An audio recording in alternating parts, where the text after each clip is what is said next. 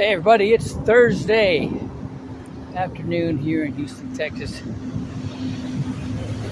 Finished my workout today. Today I did the training at the ministry house, and the emphasis was the combining the attention to detail with the passion, right, and to succeed, right?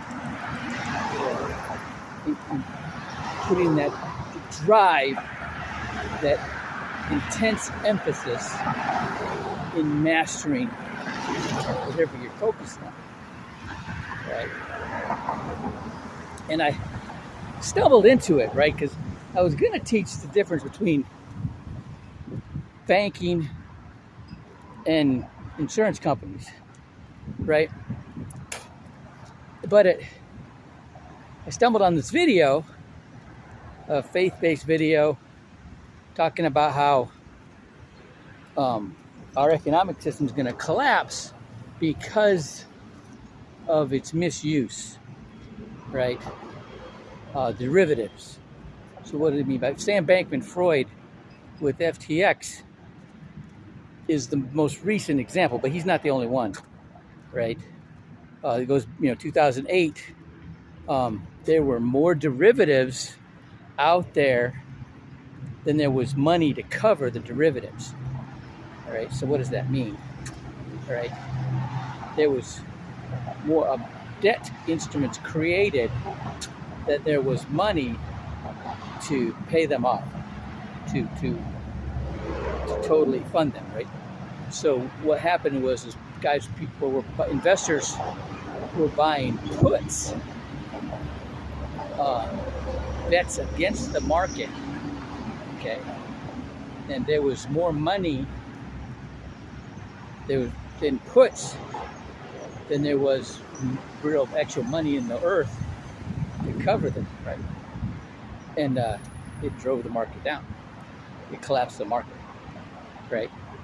This guy, Sam Bankman-Fried, what he did is he created this platform for cryptocurrencies to be traded on. An app, basically.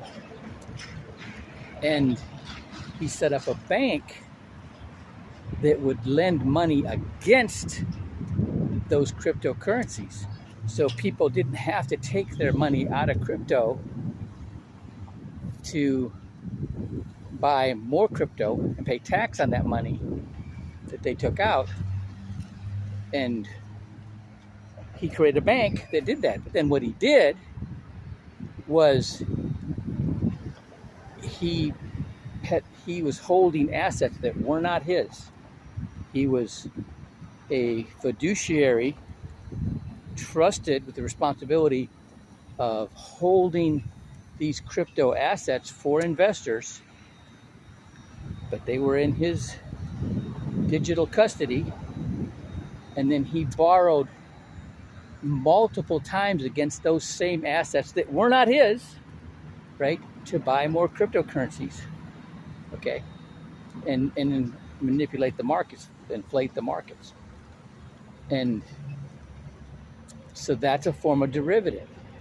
Okay, derivatives are mostly used in like mathematical, it's a mathematical term. It's out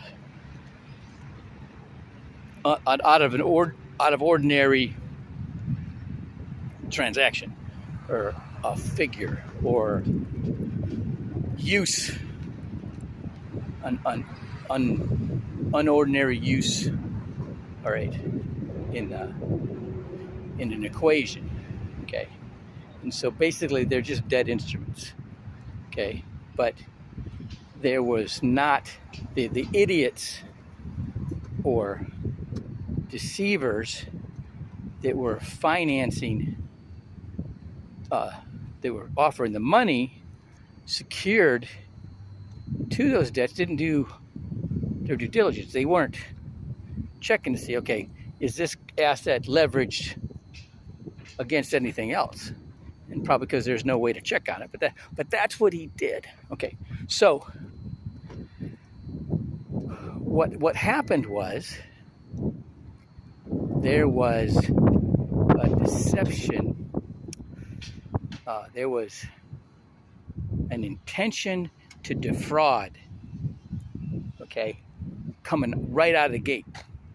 Okay, by this guy Sam Bankman-Fried and his girlfriend. Okay, right away, there was that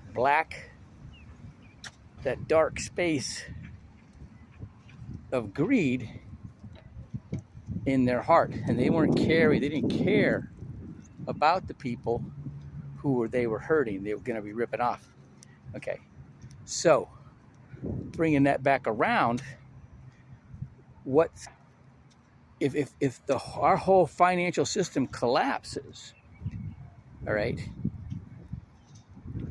what's going to keep that just from perpetuating happening again? Okay, and I couldn't remember who made the quote. I thought it was J. Paul Getty, but it was Andrew Carnegie.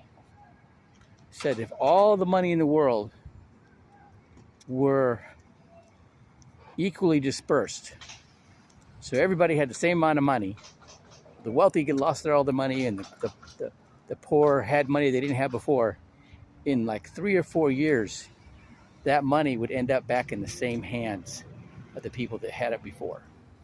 Okay, why is that? Because they know what it takes to attract the money, all right, and then once they have it, they know where to put it, to protect it, and make it grow. And it's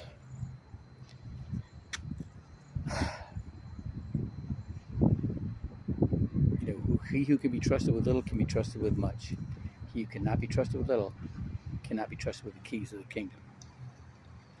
All right, and understanding this, all right, and applying it to whatever system comes out of all this is what's important.